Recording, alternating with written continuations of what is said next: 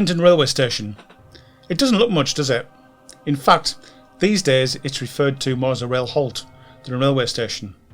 However, this place, this little station on a branch line, tucked away at the southwest corner of an industrial estate, holds a very important place in railway history.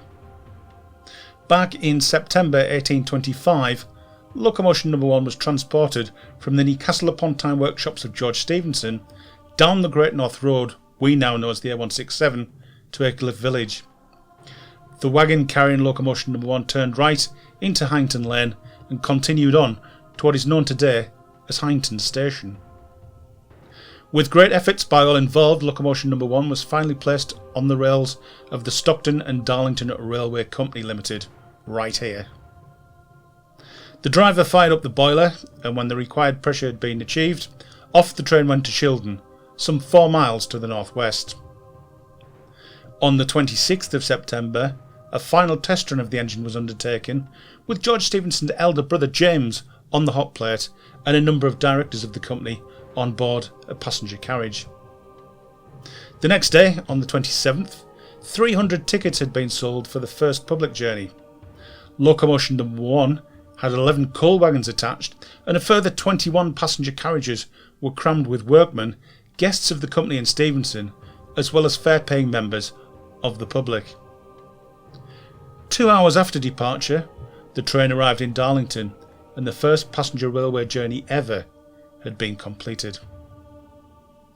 Public passenger railways had been born at a small railway station in the southwest of County Durham. Of course, it wasn't long before others followed suit and passenger railways started to appear across the globe. As for locomotion number 1, that remained in service until July 1828, when the train was stopped in a station. The driver, John Cree, had tampered with a safety valve.